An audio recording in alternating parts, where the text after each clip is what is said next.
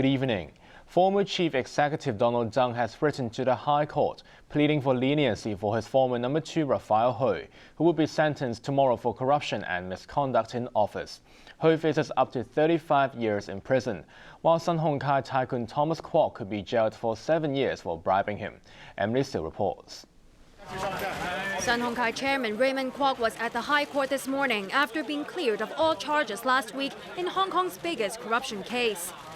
The property tycoon was there to hear mitigating pleas after his billionaire brother, Thomas Kwok, was found guilty of paying millions of dollars in bribes to former Chief Secretary Rafael Hui in exchange for acting as his eyes and ears in government ahead of his appointment as the city's number 2 official back in 2005. Hui himself was convicted last week on 5 counts of misconduct in public office and corruption, becoming Hong Kong's highest-ranking official to suffer such a fall from grace. 2 other defendants in the case, the Kwok brothers' top aide, Thomas Chan, and former stock exchange official Francis Kwan, were also convicted for their roles as middlemen in the payment of the bribes that Hui received. Lead prosecutor David Perry told the court the 4 men could be sentenced to 7 years in jail for each of the charges they were convicted of. That means Thomas Kwok, Thomas Chan, and Francis Kwan could be facing 7 years behind bars, while Hui could be jailed for 35 years and made to pay any amount in fines. Several letters were read out in court today from influential figures supporting Hui as part of mitigation. Prominent among them was former Chief Executive Donald Yeung, Hui's friend and colleague for more than 40 years. Yeung, who's being probed by the ICAC himself over improper conduct during his time in office, defended Hui as an outstanding official whose services have improved the fortune and life of Hong Kong. Pleading for leniency, Yeung acknowledged that some officials knew of Hui's lavish lifestyle and spending habits that eventually made him bankrupt, but understood it was his personal choice. Former University of Hong Kong Vice-Chancellor Choi Lap-zi also wrote a letter of support for Hui, describing his contributions as precious. Choi said regardless of Hui's sentence, his respect for him will remain. Former Unionist legislator Lau Chin-shek wrote to the court as well, praising Hui as the mastermind of ideas and an extremely rare and good civil servant. Lau wrote that Hui was afraid of cold weather and was on medication. Mitigation letters for Thomas Kwok from his supporters in the political, commercial, and religious sectors were also read out in court. Some were penned by ordinary citizens who described the billionaire as a nice, kind, and family-loving man. Kwok's lawyer said a prison term will be the harshest punishment for his client, as he will no longer be able to visit his ailing mother, who may not be alive by the time he gets out. The lawyer also raised concerns about Kwok's health. Judge Andrew McRae said he needed time to go through all the relevant documents. Their sentence will be announced tomorrow morning. Let's take a closer look at the letter Donald Yeung wrote to the court, arguing that justice will not be done unless Rafael Hui's contributions to Hong Kong are taken into account when he's sentenced tomorrow. In his lengthy letter to the court, Donald Yeung says he was devastated when he heard Rafael Hui had been found guilty in his corruption trial. Yeung is full of praise for Hui, describing his former number 2 as a person of extraordinary intelligence, interpersonal skill, and implementation ability, making him one of the most outstanding officials who served the city since the handover. In particular, he spells out Hui's contributions during the 1998 financial crisis and how the former chief secretary performed brilliantly and courageously. Yeung describes how Hui, who was the treasury chief at the time, together with former Monetary Authority Chief Joseph Yam, played a critical role in fending off foreign speculators. In the aftermath of the crisis, Yeung also gives Hui full credit for spearheading major reforms in the financial sector and the formation of a new and publicly listed Hong Kong Stock Exchange. His contributions in this regard are unrivaled, Yeung writes. Mr. Hui has made humongous contributions to Hong Kong, and justice would not be done if they were not accounted for in passing judgment on him. Yeung himself is the subject of a lengthy ICAC probe for accepting favors from his tycoon friends and wasting taxpayers' money on overseas trips. He has known Hui for more than 40 years and worked closely with him for 12 years. Hui's lawyer also drew the court's attention to his client's political contributions. He noted that Hui was the government's point man on constitutional reform when he was chief secretary. Referring to the crisis back in 2005, when the Pan-Democrats refused to accept the government's reform proposals, he pointed out that Hui had handled it well and avoided bringing it to a stage where young people would block the streets and try to paralyze governance. The son of action movie superstar Jackie Chan has been formally charged by mainland prosecutors 4 months after he was detained in a drug raid at his house in Beijing. JC Chan is accused of providing a venue for drug users. Arthur Ercula reports. The last time we saw JC Chan was on state television, with his face blurred after police raided his home in Beijing back in August. The son of action movie superstar Jackie Chan was shown admitting to officers that he had more than 100 grams of marijuana in his possession. He was arrested along with his friend Ko Chen-tung, a young Taiwanese movie star. Ko made a tearful apology on state television and was sent home after 2 weeks in custody for the relatively smaller offense of smoking marijuana. JC Chan remained in custody to face more serious drug charges and was still being detained when he celebrated his 32nd birthday earlier this month. Today, the People's Procuratorate of Beijing's Dongcheng district announced that JC Chan was being formally prosecuted on the charge that he provided a venue for drug users. While he's already admitted to smoking marijuana, he could be jailed for up to 3 years for allowing people to use his home to take drugs. The scandal was particularly embarrassing for Chan's superstar father, who was named one of China's anti-drug ambassadors back in 2009. Arthur Ercula, ATV News. The Labor Department has issued another warning to ATV to pay its staff on time, sending officers to the station today to advise employees on their options. A company board meeting today ended without a solution in sight, prompting staff to give the management an ultimatum. Anne Chang reports. The Labor Department sent officers to ATV's headquarters in Taipo this morning to follow up on the company's failure to pay staff their salaries for nearly 2 months. Today, we come over here to give a briefing to the employees to explain their rights and benefits under the employment ordinance, as well as the procedures for lodging claims against the company. And we also brief them the procedures and the legal formalities for applying for the protection for wages on insolvency fund if they wish to use this channel. ATV has yet to pay its 800 employees their November salaries, amounting to about $15 million. It's the second time in 3 months that the company has failed to pay employees on time. September wages were delayed until late October. Staff in the news department sent an open letter to the management today, saying they had proved their loyalty and commitment to work, but no one could reasonably expect them to carry on with their jobs indefinitely. As such, they've warned there could be a news shutdown on the 1st of January if they are not paid by the end of this month, as that would mean the company has effectively terminated its employment contracts with staff under labor laws. The Labor Department has yet to take action against ATV, but continues to issue one warning after another. We are very concerned about the late wage payment of ATV, and we have been issuing warning to ATV and ask them to resolve the issue as soon as possible. And we have also contacted the management again, and we urge them to resolve the issue promptly. After a meeting with board members today, ATV Executive Director Ip Kapo admitted the company still could not figure out where to get the money from, as the main investors who run the show said they had pumped enough money into the station in the past. Ann Chang, ATV News. Chief Executive Raymond Yeung says there are signs that speculation has returned to the property market and prices are starting to surge again. Leung promised to increase the supply of more affordable housing, starting with the latest sale of subsidized flats. Chief Executive Raymond Yeung and Housing Minister Anthony Cheung had a look at a home ownership scheme show flat in Yau Tong this afternoon. Leung promised the government will continue to build more flats under its latest long-term housing strategy. The new target is to build 200,000 public rental units, 90,000 subsidized flats, and 190,000 private homes over the next 10 years. Leung said the aim is also to tackle the problem of soaring prices and speculation, which appears to have surfaced again recently.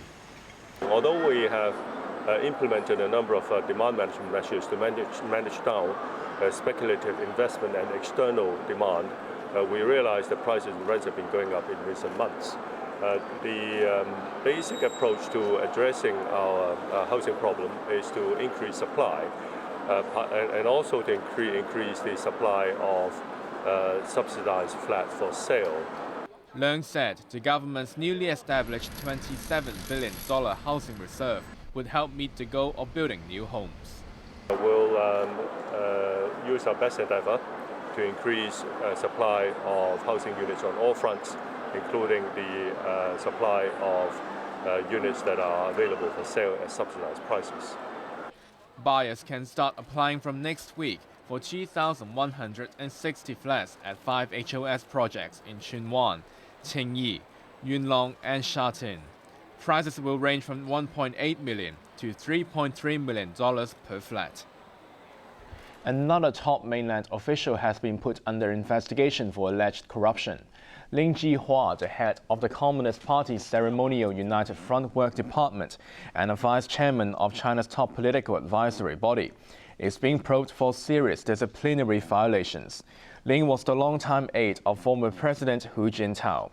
Once tipped for a Politburo seat, Lin's downfall began in 2012 when he tried to cover up the death of his son, who was killed in a high-speed Ferrari crash. North Korea has threatened attacks on the U.S. as Washington continues to accuse Pyongyang of being behind a cyber attack on Sony Pictures. Meanwhile, China says there's no proof the North pulled off the massive hack. Ben Roth reports. The South Korean government says it's holding cyber attack drills following the massive hack on Sony. This also comes a week after blueprints for a South Korean nuclear reactor were leaked online. The drills, which are being held today and tomorrow, will involve 4 nuclear plants across the country. The US is blaming North Korea for the Sony hack and is considering putting it back on a list of states that sponsor terrorism after only removing it from the list in 2008. Seoul is also convinced Pyongyang is behind the hacking. We believe it's desirable that North Korea's actions, such as cyber-terrorism threats, stop immediately, said Unification Ministry spokesman Lim Byung-chol. Japan also strongly condemned the Sony breach. Cyber attacks are grave issues which affect the security of a nation, and we strongly condemn the hacking, said Cabinet Secretary General Yoshihide Suga. Suga did not answer when asked whether Japan believed North Korea was behind the cyber attack. North Korea has denied having anything to do with the hack and offered to take part in a joint investigation with the US. Beijing waded into the matter overnight, with Foreign Minister Wang Yi telling US Secretary of State John Kerry that China opposes all forms of cyber attacks and cyber terrorism. During a phone call, Wang told Kerry that China is against any country or person using other nations' internal facilities to conduct cyber attacks on third-party countries. At today's Foreign Ministry briefing in Beijing, spokeswoman Hua Chunying went a step further to declare that there's no proof North Korea was behind the hacking. Online threats by the group said to have hacked Sony convinced the company to cancel the release of its film The Interview, which is a comedy about assassinating North Korean leader Kim Jong-un. Now, hacker group Anonymous has pledged to release the movie on Christmas Day in what it's calling Operation RIP North Korea. Ben O'Rourke, ATV News. Police in the U.S. say the man who gunned down 2 New York police officers over the weekend boasted to bystanders beforehand that they should watch him commit the crime. Just a day later, another policeman in the state of Florida has been shot dead. Arthur Urquhart reports. Police in Tarpon Springs, Florida, around 50 kilometers northwest of Tampa, say Officer Charles Condick was responding to a noise complaint when he was gunned down in cold blood. His assailant fired 7 shots, one hitting him in the upper body above his bulletproof vest. The 23-year-old suspect, Marco Perilla, then allegedly ran Condick over with his car and sped off but was arrested after crashing the vehicle. He was wanted for a probation violation after being released in March from jail, where he spent 2 years for various offenses, including drug charges. He's now being charged with first-degree murder. Perilla was quoted as saying he felt like a caged rat when he was approached by the officer and didn't mean to kill him. Condick was the 3rd policeman in the U.S. to be shot dead over the weekend. New York residents have been paying tributes in Brooklyn, where 2 officers were gunned down on Saturday while sitting in their patrol car. They were more than just police officers. They were someone's son, they were a husband, and they were a dad. And we want the entire New York City Police Department family to understand that the assassination of members of our family, of our community, we all mourn together. The suspected killer, 28-year-old Ismail Brinsley, was chased into a nearby subway where he shot himself in the head. Police said Brinsley was seen telling others to watch his actions before the shooting. We have found on one of our videos 2 males who spoke with the perpetrator just prior to the event. He begins the conversation with them, they start speaking, and he asked them 3 things. He asked them for their gang affiliation, he asked them to follow him on Instagram, and then he says, watch what I'm going to do. Earlier, Brinsley shot and injured his ex-girlfriend in Baltimore before traveling to New York. He posted angry messages against the police and the government online, but investigators say his family members, who are Muslims, insist he hadn't been radicalized. He had a very troubled childhood and was often violent. Mother expressed fear of him, and she says she hasn't seen him in 1 month. Brinsley attempted suicide in the past and attempted to hang himself a year ago. The aunt of one of the officers who was gunned down called for an end to the violence. I hope and pray that we can reflect on this tragic loss of lives that have occurred so that we can move forward and find an amicable path to a peaceful coexistence.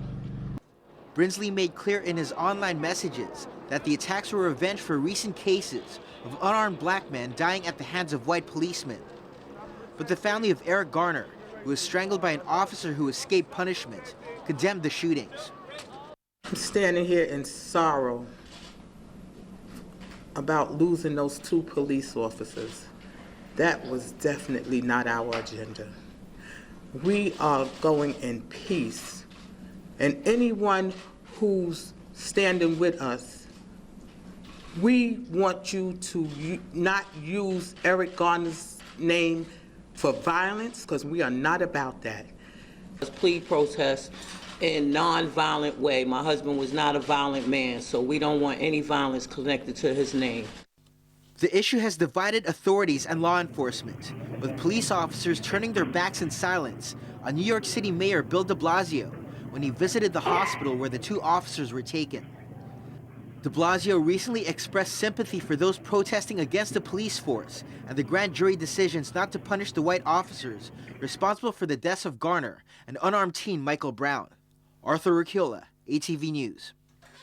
Finance news. Hong Kong shares rose today, matching gains in mainland markets. The Hang Seng Index rose 291 points, or 1.3%, to close at 23,408. Turnover was $101 billion. Markets were boosted by stability in crude oil prices and the Russian ruble. Let's have a look at overseas markets, starting in the U.S. The Dow Jones is up 93 points. More gains in Europe. The London FTSE is up 31 points. The Frankfurt DAX has picked up 71 points, and in Paris the CAC is up 10 points. US dollar cross rates now is 1.22 to the euro, 1.56 to the pound sterling, and it's 119 Japanese yen against the US dollar. Finally, the weather forecast for the next few days. Cool tomorrow morning, and the day will be cloudy with sunny intervals. Temperatures will range from 13 to 17 degrees. Sunny periods on a relatively warm Christmas Eve with a maximum of 20 degrees, but turning cloudy with rain in the following days. Here's a look at the weather around the world.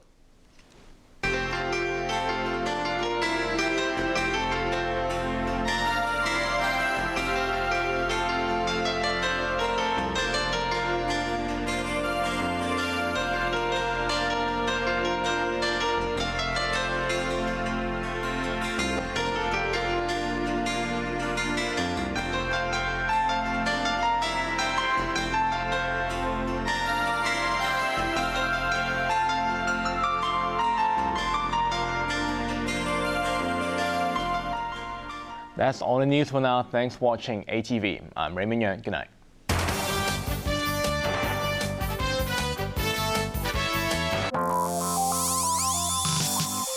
Coming up, Celebrity MasterChef.